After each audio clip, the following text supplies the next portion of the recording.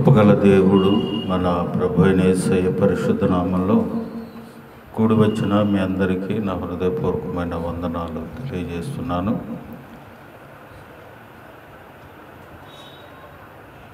పరిశుద్ధ గ్రంథము నుండి ప్రకటన గ్రంథము 1వ అధ్యాయము 3వ వచనం. పరిశుద్ధ గ్రంథము నుండి ప్రకటన గ్రంథము 1వ అధ్యాయము 3వ వచనం. సమయము సమీపించినది గనుక ఈ ప్రవచన వాక్యములు చదువువాడును వాటిని విని ఇందులో వ్రాయబడిన సంగతులు గైకొనివాడు ధన్యుడు. చిన్న ప్రార్థన చేసుకుందాం. ప్రభువా, మీకు వందనాలు నాయన. మొన్నటి దినాన్ని నుంచి నా తండ్రి ఈ వాక్య భాగాన్ని ధ్యానం చేస్తున్నాం. మరి ఒకసారి ఈ వాక్యాన్ని తలుచుకుని ధ్యానం చేయటానికి సిద్ధపడుతున్నాం. నిలవబడి నేను అశక్తుడను, నీ సిలువు చాటు నన్ను మరుగుపరిచి చదవబడిన లేఖన భాగంలోని సత్యాన్ని మాకు వినిపించి నీ లేఖనానుసారంగా జీవించే కృప మాకు అనుగ్రహించి మహిమ పొందమని మా ప్రభు అయిన యేసయ్య పరిశుద్ధ నామంలో అడిగి వేడుకొనుచు ప్రార్థిస్తున్నాను మా పరమ తండ్రి, ఆమేన్. ప్రియమైన దేవుని బిడ్డలారా, చదవబడిన లేఖన భాగంలో సమయము సమీపించినది గనుక ఈ ప్రవచన వాక్యము చదువువాడు మొదటిగా మొన్నటి దినాన్న చదివితే దేవుని వాక్య భాగాన్ని చదివితే ఏమి దొరుకుతుందో 10 విషయాలు మీకు చెప్పాను. చాలా అమూల్యమైన మాటలు ప్రభువు మనకి అనుగ్రహించాడు. ఈరోజు ఈ దినం 2వ మాటగా వాటిని వినువాడు వింటే ఏం జరుగుతుంది అనే విషయాన్ని ధ్యానం చేసుకుందాం. వాక్యాన్ని చదివే వారికి 10 ఆశీర్వాదాల గురించి మీకు చెప్పాను. వాక్యము విన్నవారికి ఏం జరుగుతుంది, వాక్యం వింటే ఏం దొరుకుతుంది మనకు అనే విషయాన్ని మనం జ్ఞాపకం చేసుకుందాం. రోమాపత్రిక 10వ అధ్యాయము 17వ వచనాన్ని తీయండి. రోమాపత్రిక 10వ అధ్యాయము 17వ వచనం.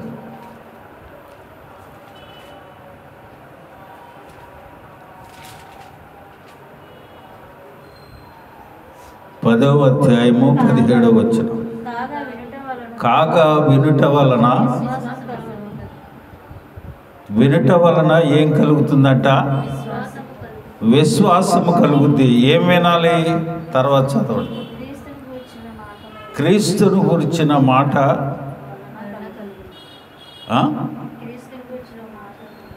క్రీస్తును గురించిన మాట వలన ఏం కలుగుతుందంట? విశ్వాసం కలుగుతుంది. హల్లెలూయా. లోక విషయాలలో మనం వింటే విశ్వాసం రాదు.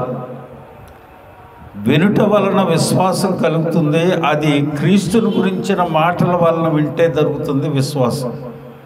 అంటే మనం ఏం చేయాలి? దేవుని మాటలు వినాలి.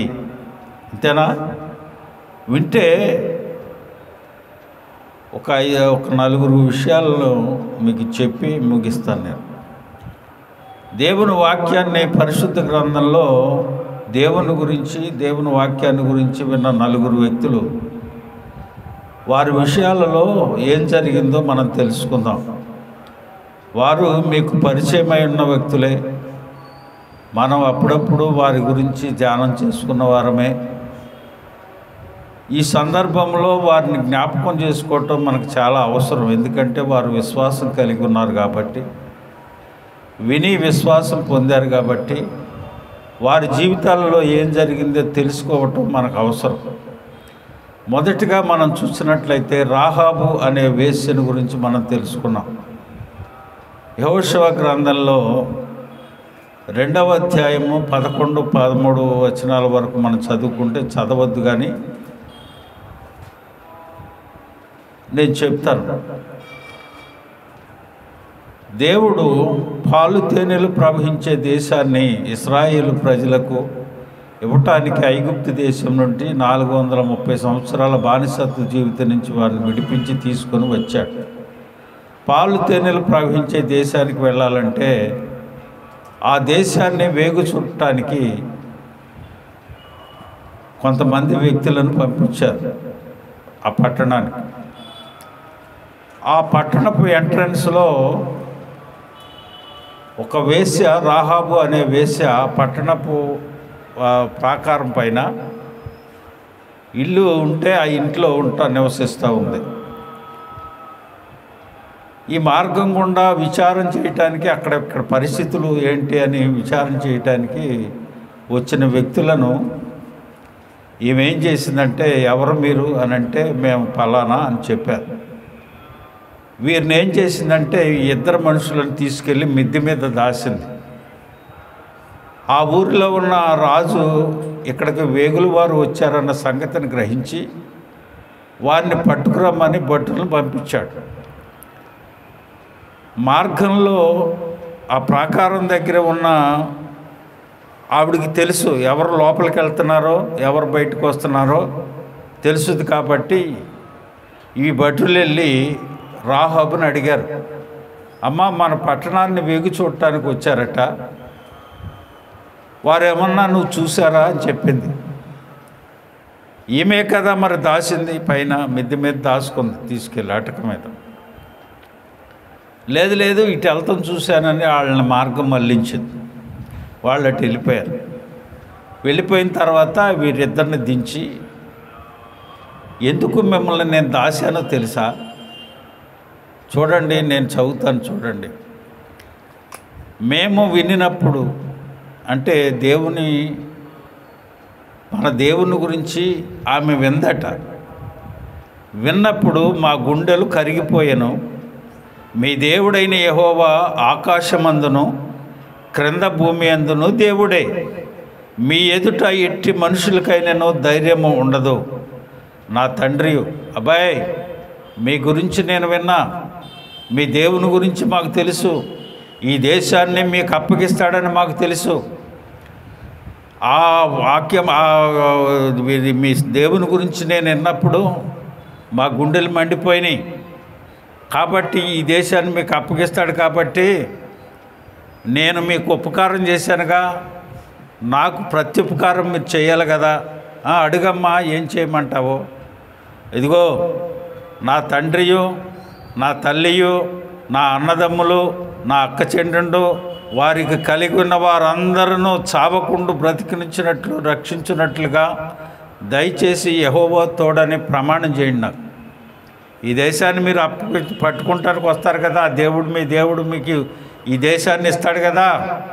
ఇచ్చేటప్పుడు నా తల్లి, నా తండ్రి, నా అన్నదమ్ములు, నా అక్కచెక్కులు, వారికి కలిగిన సమస్తాన్ని కూడా రక్షించాలి మీరు. అలాగా మీరు ప్రమాణం చేయండి. ఒక ఆనవాలు కూడా నాకు ఇవ్వండి. వాళ్ళు ఏం చేశారంటే, అమ్మ నువ్వు అన్నట్టే అయితే ఒక పని చేయి, నీ ఇంటికి ఎర్రని తొగరు దారం ఒకటి కట్టుకో. ఈ దేశాన్ని మేము పట్టుకుంటానికి వచ్చేటప్పుడు ఆ ఎర్రని తొగరు దారాన్ని మేము చూసి నీ ఇంటిని రక్షిస్తాం. నీ ఇంటి మీదకి మా వాళ్ళు ఎవరు రాకుండా ఆపుకుంటాం. హల్లెలూయా. ప్రియమైన దేవుని బిడ్డలారా, ఒక వేశ్య దేవుని గురించి విని తన కుటుంబాన్ని రక్షించుకుంది. హల్లెలూయా. ఒక వేశ్య దేవుని గురించి విని తన కుటుంబాన్ని, తన తల్లిదండ్రులను, అన్నదమ్ములు, అక్కచెల్లెలు, వారికి కలిగిన సమస్త సంపద్యాన్ని కూడా రక్షించుకోవటానికి కారకురాలైంది. ఎన్నో సంవత్సరాల నుంచి నీవు వాక్యాన్ని వింటున్నావు, వినుట వలన విశ్వాసం కలిగిందని తెలుసుకుంటున్నావు, కానీ రక్షణానుభవంలో కొనసాగట్లా. ఎన్ని సంవత్సరాలు వింటావు? ఎన్ని సంవత్సరాలు భూమి మీద మనం ఉంటాం? ఇంకా చచ్చేదాకా ఇంటానే ఉంటామా? రక్షణానుభవంలోకి ఎవరిని నడిపించమా? మన కుటుంబాలలోనే మన ప్రవర్తన చూసి, మన రక్షణను చూసి రక్షణ పొందే వాళ్ళే దొరకట్లా. ఒక వేశ్యకే అంతటి స్థైర్యాన్ని ఇచ్చిన దేవుడు మనకెందుకు ఇవ్వడు? మన వాళ్ళని మనం ఎందుకు రక్షించుకోలేకపోయినాం? దేవుని సన్నిధిలో మనం ప్రార్థించి వేడుకొనట్లా, ఒక ఆనవాలు దేవుడు మనకు అనుగ్రహించట్లా. ప్రియమైన దేవుని బిడ్డలారా, ఈ రాత్రికాల సమయం దేవుడు మనతో మాట్లాడుతున్నాడు. వినుట వలన ఏం కలుగుతుంది? ప్రకటన గ్రంథంలో ఏం చెప్పాడు? చదివేవాడి విషయంగా 10 తెలుసుకున్నాం. వినుట వలన విశ్వాసం కలిగింది. విశ్వాసం కలగటం వల్ల ఏమేం దొరికింది? తన కుటుంబాన్ని రక్షించుకుంది. హల్లెలూయా. మనం కూడా ఆ పరిస్థితుల్లోనే ఉండాలి. ఎన్నోసార్లు వినటానికి వస్తున్నాం, ఎన్నో వాక్యాలు వింటున్నాం, ఎన్నో సాక్ష్యాలు వింటున్నాం, కానీ మనం రక్షించబడ్డాం, మన కుటుంబాలు రక్షించబడట్లేదు. గల కారణం ఏంటి చెప్పండి. దేవుణ్ణి మనం అడగట్లా. నేను నీ సన్నిధిలో ఉన్నాను, నీ సాక్షిగా నేను నిలబడ్డా, మరి నా కుటుంబాన్ని రక్షించుకోవాలిగా. నాకు ఒక ఎందుకు ఆనవాళ్ళు ఇవ్వట్లేదు? నువ్వు నిజమైన ఆనవాళ్ళు నాకు ఒకటి ఇవ్వు, నా కుటుంబాన్ని రక్షించు అని ప్రభు సన్నిధిలో మనం ప్రార్థించినప్పుడు దేవుడు కార్యం చేస్తాడు. రెండో వ్యక్తి జక్కయ్యని గురించి మనకు తెలుసు. జక్కయ్య సొంకపు గుత్తదారుడు, అన్యుడు. యేసు ప్రభు అంటే తెలియదు. యేసు ప్రభుని గురించి విన్నాడు. విని ఆ మార్గం గుండా వస్తున్నాడు అని చెప్పి ఎరుకో పట్టణంలోనికి అలాగ వస్తూ ఉంటే ఆ త్రోవన యేసు ప్రభు వస్తున్నాడని తెలుసుకొని, అప్పుడు యేసు ఆ త్రోవను రానయుండెను గనుక అతడు ముందుగా పరిగెత్తి ఆయనను చూచుటకు ఒక మేడి చెట్టు ఎక్కాడు. యేసు ప్రభువుని గురించి విన్నాడు కనుక ఆయన చూడటానికి మేడి చెట్టు ఎక్కాడు. అంతేనా? వినకుండా వెళ్తామా? ఇప్పుడు ఎవరన్నా మన దగ్గరికి వస్తున్నారనుకోండి, ఏ జగన్ గారో చంద్రబాబు నాయుడు గారు ఎవరో వస్తున్నారు మన సందులో, ఇటు వెళ్తున్నారని తెలుస్తుంది మనకి. ఏం చేస్తాం? మనం గబగబా వెళ్ళి ఆయన చూడటానికి వెళ్తాం. వినకుండా మనం వెళ్ళలేం కదా. ఆయన ఏం చేశాడు? యేసు ప్రభుని గురించి విన్నాడు, ఆయన ఎవరో చూడగోరాడు, మేడి చెట్టు ఎక్కాడు. హృదయంతరంగాలు ఎరిగిన దేవుడు ఆ మేడి చెట్టు ఎక్కిన జక్కయ్య ఆ చెట్టు దగ్గరికి వచ్చి, జక్కయ్య చెట్టు దిగు, నేను నేడు నీ ఇంట ఉండవలసి ఉందన్నాడు. హల్లెలూయా. అదేంటండి? ఒక అన్యుడు కదా, ఆయనేం మారు మనసు పొందలా, 3 రోజులు ఉపాసాలు ఉందలా, రక్షణ అనుభవంలో లేడు, యేసు ప్రభుని ఎప్పుడు చూడలేదు, ఆయన వాక్యాన్ని వినలేదు, రక్షణ అనుభవంలో లేడు. కానీ దేవుడు హృదయాంతరంగాలు ఎరిగిన దేవుడు, ఇతను రక్షణ పొందుతాడన్న సంగతి ఆయన గ్రహించాడు. అన్ని వేల మందిలో ఎంతోమంది ఆయన వెంబడించేవారు ఉన్నారు అక్కడ. అంతమందిలో ఆయన దగ్గర ఉన్నవారిలో రక్షణ పొందవలసిన వారు చాలామంది ఉండుంటారు. కాయనే ఒక్కడే గ్రహించాడు, అన్ని వేల మందిలో ఒక్క అన్యుడు రక్షణ పొందటానికి.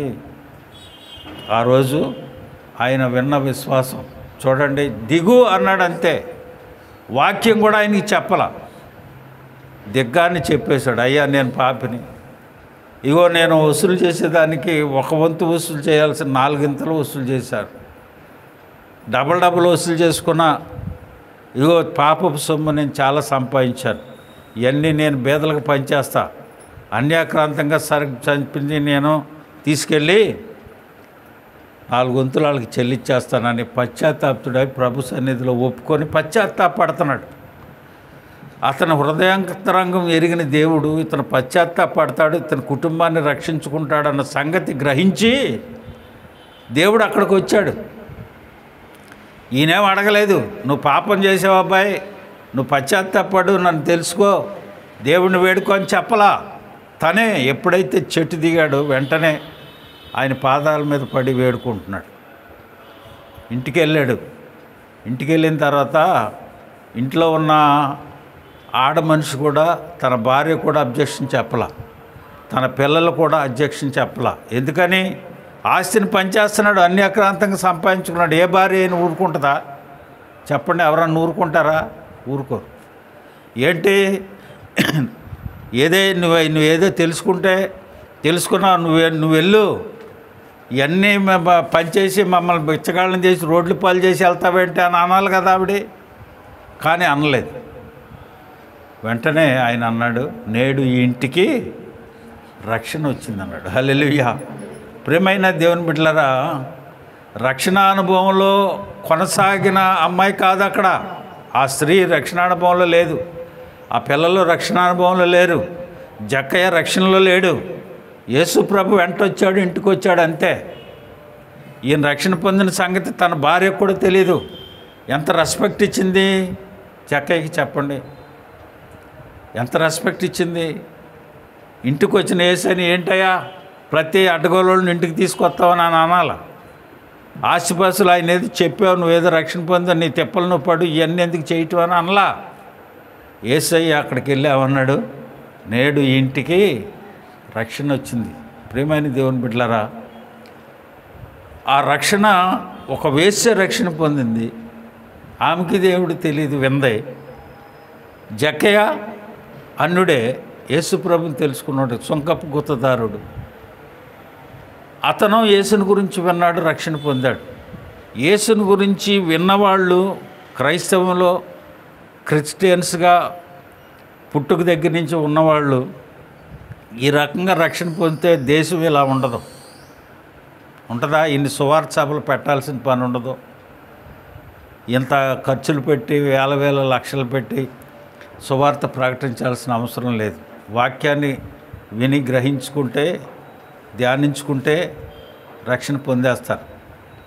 మరి ఎందుకు ముందుకు సాగట్లేదు ఈ ప్రజలు? వింటున్నారు, నిర్లక్ష్యపరుస్తున్నాడు. కానీ దేవుని యొక్క విషయాన్ని మనం గమనించినట్లయితే, అలాగనే యేసు ప్రభువుని వెంబడించింది ఒక స్త్రీ, తెలుసు కదా మీ అందరికీ. 12 సంవత్సరాల నుంచి రక్తస్రావం గల స్త్రీ ఉంది. ఇంటిదే ఉన్న డబ్బు అంతా అయిపోయింది, భర్త బిడ్డలు వదిలేశారు, ఏం చేయాలో తెలియదు. ఎంతని ఇంట్లో ఉన్నదంతా ఖర్చు పెట్టేశారు. ఇంకా చూడండి, లూకా సువార్తలో ఆ వాక్యం ఉంటుంది, 8వ అధ్యాయం 42-43 వచనాలు. అప్పుడు 12 సంవత్సరంలో నుండి రక్తస్రావ రోగము గల యొక్క స్త్రీ ఎవని చేతనైనను స్వస్థత పొందనైనా ఆయన వెనుకకు వచ్చి ఆయన వస్త్రపు చెంగు ముట్టినను వెంటనే ఆమె రక్తస్రావము వినకుండా ఆయన అటు వస్తున్నాడని అటు తెలుసుద్దా? ఆమెకి తెలుసుద్దా? యేసుప్రభు ఆ దారిని వస్తున్నాడు, ఈ సందులో నుంచి ఒక కౌన్సిలర్ గారు, లేకపోతే మన ఎమ్మెల్యే గారు ఈ సందులో నుంచి వస్తున్నారు అని అంటే అంత తెలుసుద్ది వెళ్ళటానికి. ఈమె ఇంట్లో ఉన్న అన్నీ అయిపోయినాయి, భర్త బిడ్డలు వదిలేశారు, ఏం చేయాలో తెలియదు. ఆయన అటు మార్గం గుండా వస్తున్నాడు అన్న సంగతి విని వచ్చి ఆయన ఏమనుకుంటుందామా? ఆయన గురించి వినకుండా ఇవన్నీ జరుగుతాయా? ఆయన వస్త్రపు చెంగు నేను ముడితే చాలు, నేను స్వస్థత పొందుతానని నేను నిశ్చయతకు వచ్చాను. ఆయన గురించి విందే, ఆయన చేసే అద్భుతాల గురించి వింది, ఆయన చేసే వాటి అన్నిటిని గురించి తెలుసుకుంది. కనుకనే యేసయ్య దగ్గరికి వచ్చింది. ఏం దొరికింది ఆమెకి? స్వస్థత దొరికింది కదా. స్వస్థత ఎక్కడ దొరుకుతుంది? ఎక్కడ దొరుకుతుంది? యేసయ్య దగ్గరికి వస్తే దొరుకుతుంది. యేసయ్య దగ్గరికి వస్తే దొరుకుతుంది. అప్పుడు ఆయన అన్నాడు, ప్రభావం నాలో నుంచి వెళ్ళిపోయింది. ఎందుకంటే అక్కడ సాక్ష్యం చెప్పాలామా. కనుకనే యేసయ్య అన్నాడు, ఏంది అదేంటయ్యా, ఇన్ని వేల మందిలో ఎవరు నిన్ను ముట్టుకున్నారో, నీ వస్త్రపు చెంగి ఎవరు ముట్టుకున్నారో ఎలా తెలుసుద్ది అని అంటే, లేదు నా ప్రభావం వెళ్ళింది ఆమెలోకి అని అన్నాడు. అప్పుడు వచ్చామా, నేనేనయ్యా ముట్టుకుంది, నేనే ఆ ముట్టింది నేనే అని అక్కడ అందరి ముందు సాక్ష్యం ఇవ్వటం కోసంగా ప్రభు ఆ మాట అడిగాడు. వెంటనే ఆమె ఏమైంది? రక్తస్రావం కట్టి యేసయ్య దగ్గరికి వచ్చి యేసయ్య మాటలు వింటే ఏం జరుగుతుంది? కుటుంబాలకు రక్షణ దొరుకుతుంది, స్వస్థతలు దొరుకుతూ ఉన్నాయి. చూడండి, లూదియాని గురించి మనకు తెలుసు, మీకు చెప్తా వచ్చాను, వీళ్ళందరి గురించి చెప్పాను. అపోస్తుల కార్యాల్లో లూదియా అనే వ్యక్తి ఒక ఆమె ఉన్నారు. ఆమె ఊదా రంగు పొడి అమ్ముకునే తుయతైరా పట్టణస్తురాలు. ఒక నదీ తీరాన జనాలందరూ కూర్చుంటే దైవజనుడు వాక్యం చెప్తున్నాడు. వాక్యం చెప్తుంటే ఆ వాక్యం వింది. చూడండి, 16, 14, 15 వచనాలు నేను చదువుతాను, అపోస్తుల కార్యాలు. అప్పుడు లూదియా దైవభక్తి గల ఒక స్త్రీ ఏం చేస్తుందంట? అపోస్తుల కార్యాలు 16వ అధ్యాయము 14-15 వచనాలు అండర్లైన్ చేస్తారని నేను ఆగా. అప్పుడు లూదియాయను దైవభక్తి గల యొక్క స్త్రీ ఏం చేస్తుంది? వినుచూ ఉండెను. దైవభక్తి కలిగిందే కానీ వినుచూ ఉంది. ఆమె ఓదారంగి పొడి అమ్ము తుయితైరా పట్టణస్థురాలు. ప్రభు ఆమె హృదయమును తెరిచెను కనుక సౌలు చెప్పిన మాటల యందు లక్ష్యముంచెను. ఆమెయు ఆమె ఇంటి వారును. ఎవరు హృదయం తెరితే ఎవరు బాప్తిసం తీసుకున్నారండి చెప్పండి? జక్కయ్య పశ్చాత్తాపడి రక్షణ పొందితే కుటుంబానికి రక్షణ వచ్చింది. వాక్యం వినటానికి వచ్చిన లూదియా హృదయం తెరిస్తే ఎవరో బాప్తిసం పొందారు? ఆమెయు ఆమె ఇంటివారు. మనకి ఈమెను గురించి ధ్యానం చేస్తే మనకు సిగ్గు రావాలి. యాక్చువల్గా మనం బాప్తిసం పొంది ఎన్ని సంవత్సరాలైనా ఎదటోళ్ళ మనసు నొప్పిస్తాం కానీ ఒప్పించి మారు మనసు కలిగి చేయం. ప్రియమైన దేవుని బిడ్డలారా, ఈమెను గురించి ఆ అధ్యాయాన్ని మీరు ధ్యానం చేస్తే ఆమెయు ఆమె ఇంటివారును, ఆమె హృదయాన్ని తెరిచాడు దేవుడు. ఆమె ఇంటివారు రక్షణ పొందారు. మనం రక్షణ పొందుతాం కానీ మన కుటుంబంలో మనల్ని చూసి, మన క్రియలను చూసి, మన విశ్వాసాన్ని చూసి, మన భక్తిని చూసి కుటుంబాలలో మారవలే వాళ్ళు లేరు. ఎందుకు ఆమె భక్తి ఆమెదే అన్నట్టుగా ఉంటారు. మరి ఎందుకు కార్యం జరగట్లేదు? ఆమె ఏం చేస్తుందో తెలుసా? దైవజనుని అధ్యాయం తర్వాత కింద వచ్చిన మనం చదివితే, నేను దైవభక్తి గలవా దాని అని ఎంచితే మా ఇంటికి రండి అని బలవంతం చేసింది దైవజనుడు. దైవజనుడు ఇంటికి వస్తే ఏ ఆశీర్వాదం దొరుకుతుందో ఆమెకు తెలుసు కనుకనే బలవంతం చేస్తూ ఉంది. అందుకని దైవజనును గుర్తెరిగిన భక్తి గల స్త్రీల గురించి చాలా విషయాలు చెప్పబడతాయి. దైవజనుడు ఇంటికి వస్తే ఆశీర్వాదాలు వస్తాయి అంతే.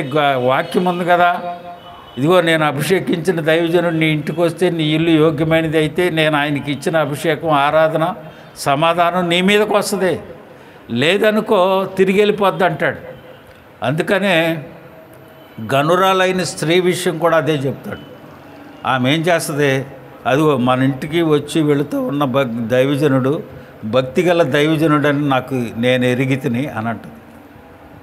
ప్రేమని దేవుని బిడ్డలారా, దేవుని తెలుసుకుని దేవ సన్నిధిలో మనం నడుస్తున్నప్పుడు దైవజనుని యొక్క ప్రాధాన్యత, దైవజనునికి దేవుడిచ్చిన అభిషేకము, సమాధానం మనం పొందుకోవాలంటే ఏం చేయాలి?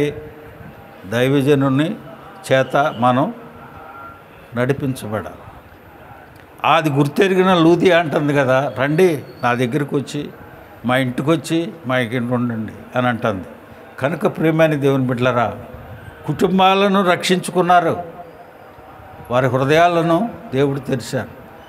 రాహాబు విషయము కుటుంబాన్ని రక్షించుకుంది. జక్కయ్య విషయంలో కుటుంబాన్ని రక్షించుకుంది. రక్తస్రావం గల స్త్రీ కుటుంబంలో భర్త బిడ్డలు వదిలేసిన ఆమె స్వస్థత పొందుకుంది. లూదియా విషయంగా మనం చూసినట్లయితే ఆమె హృదయం తెరిచితే దేవుడు కుటుంబం రక్షించబడింది.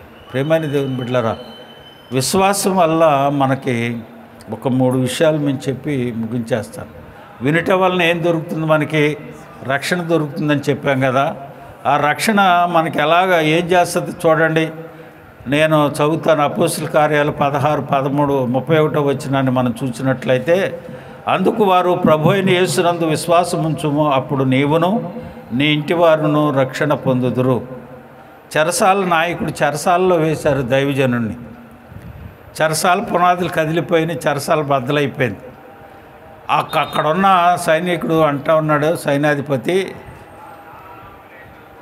ఏంటి వెళ్ళిపోయారు, ఇంక తెల్లారి రాజు నన్ను చంపేస్తాడు అనుకుంటుంది. అప్పుడు అయ్యా ఇప్పుడు మమ్మల్ని ఏం చేయమంటావు, అని అంటారు. ఇప్పుడు మమ్మల్ని ఏం చేయమంటావు? యేసునందు విశ్వాసం ఉంచుము, అప్పుడు నీవు రక్షించబడతావు.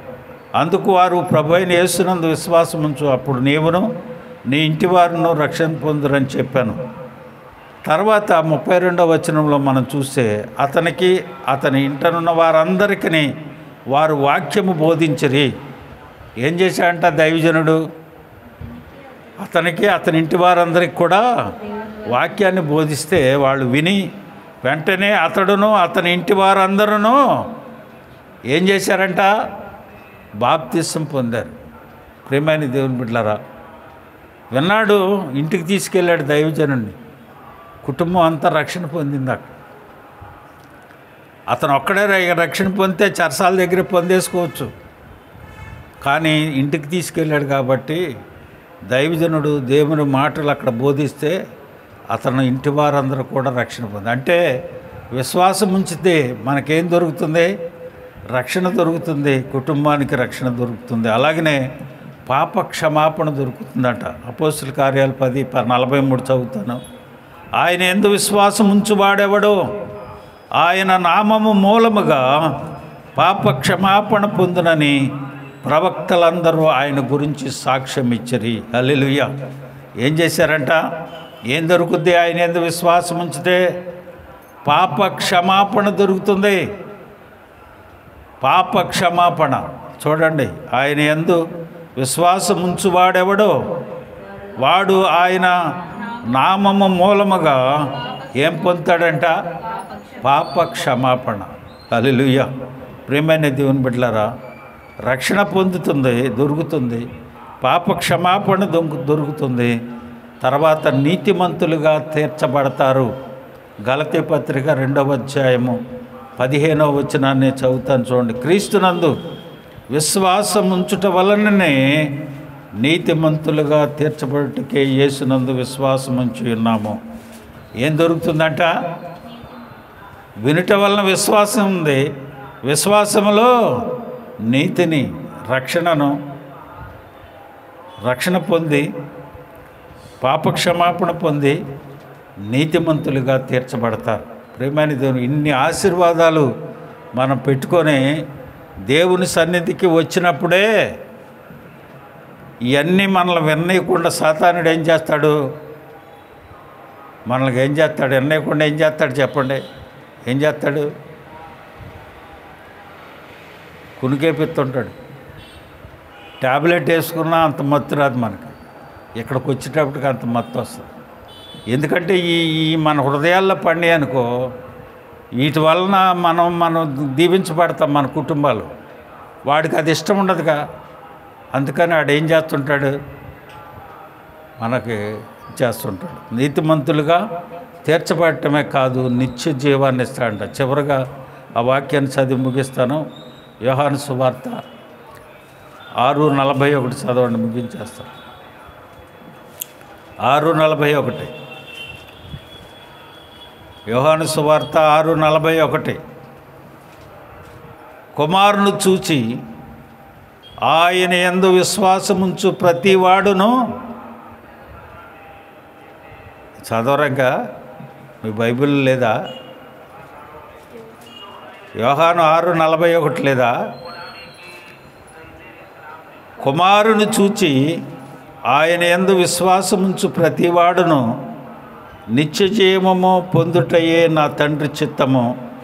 అంత్యదినములలో నేను వాణ్ణి లేపుదును. ఏం దొరుకుతుందంట? వినుట వలన విశ్వాసం కలిగితే నీకు రక్షణ దొరుకుతుంది, పాప క్షమాపణ దొరుకుతుంది, నీతిమంతులుగా తీర్చబడతావు, నిత్య జీవం దొరుకుతుంది. హల్లెలూయా. అన్ని దొరుకుతాయి మనకి. నిత్య జీవం పొందనీయకుండా, విననీయకుండా మనలను సాతానుడు అడ్డగిస్తుంటాడు. ప్రియమైన దేవుని బిడ్డలారా, ఈ రాత్రికాల సమయం ఎన్నైనా మనం చదువుకున్న వాక్య భాగంలో మొన్న వాక్యము చదివితే ఏం దొరుకుతుందో చూసాం. ఇప్పుడు వినటం వలన ఏం దొరుకుతుందో చూసాం. నెక్స్ట్ ధ్యానించటం వలన ఏం దొరుకుతుందో శుక్రవారం తెలుసుకుందాం. దేవుడు అటు రీతిగా మనల్ని నడిపించి ఆశీర్వదించునుగాక. అందరు తల వంచండి.